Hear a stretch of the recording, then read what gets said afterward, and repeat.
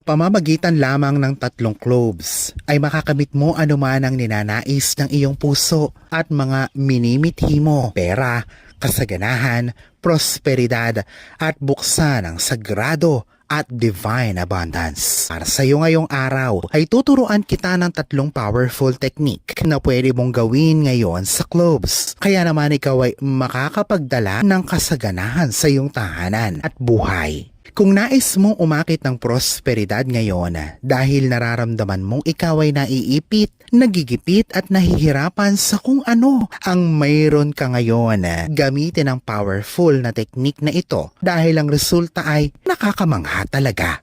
Alalahanin na ang video na ito ay para lamang sa mga may bukas na isip at lubos na paniniwala sa mga ganitong practice. Kung ang video na ito ay hindi sang-ayon sa iyong paniniwala at mga naging karanasan, ay mas mabuting i-skip mo na lamang ang video na ito.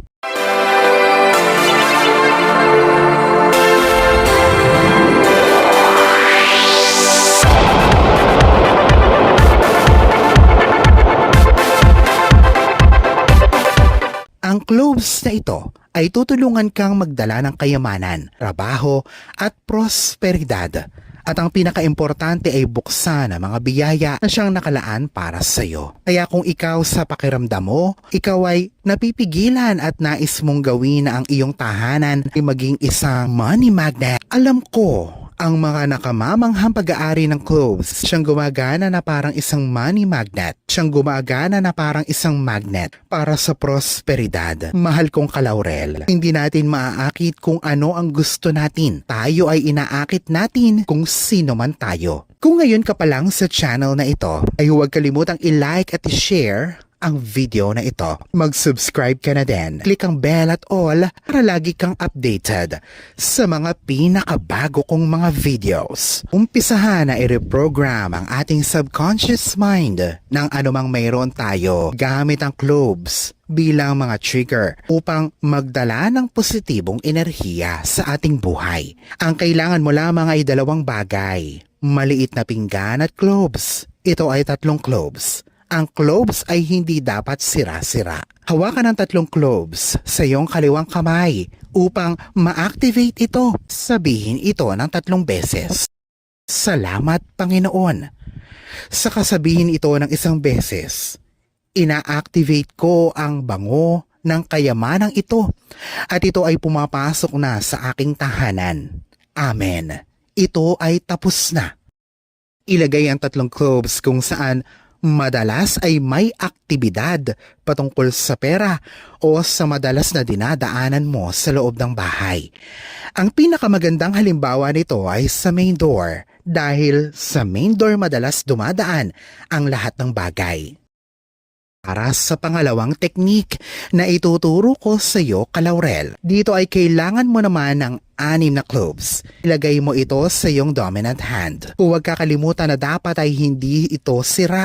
Huwag kakalimutan na dapat ito ay hindi sira. Kung ang dominant hand mo ay kanan, ilagay ito sa kanan. Kung ito naman ay sa kaliwa, ilagay ito sa kaliwa. Hawakan ang mga cloves ng mabuti na hindi ito napipisil, mikit. Huminga ng malalim at i-relax ang iyong katawan. Salamat, Panginoon. Salamat sa sinukob.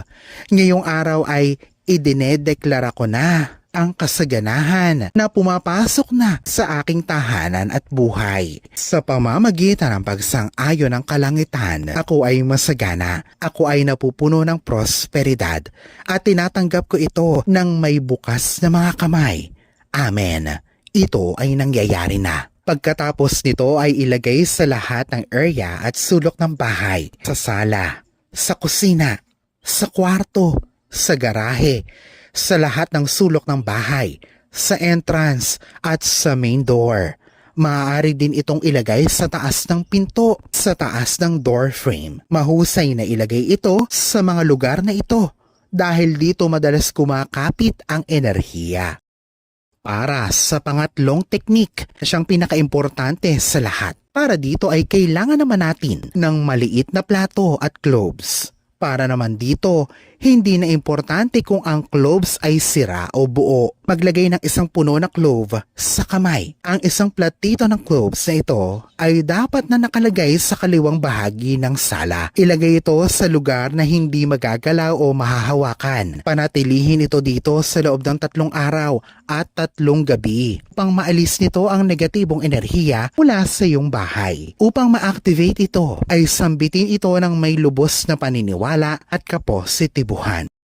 Ang lahat ng pumapasok sa aking tahanan ay prosperidad at lahat ng kanegatibuhan ay mawawala dahil ang aking tahanan ay nabibiyayaan na sa ngalan ng Panginoon ang sansinukob na ito. Amen. Ito ay tapos na. Ipwesto ito sa loob ng dining room sa loob ng 3 araw at 3 gabi. Huwag itong gagalawin dahil pupunuin ito ng enerhiya at prosperidad ang iyong buong tahanan. Inilalagay ko ito madalas sa opisina, sa negosyo at sa bahay. Kalaurel, gamitin mo na ang powerful na teknik na ito at makikita mo ang maganda at nakamamanghang resulta.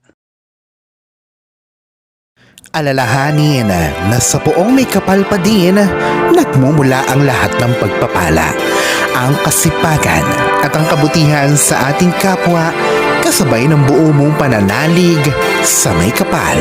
Ang siya pa rin na dapat ay manaig. Ang mga ito ay mga gabay lamang. This is Erfidel Rosario. Thank you for watching.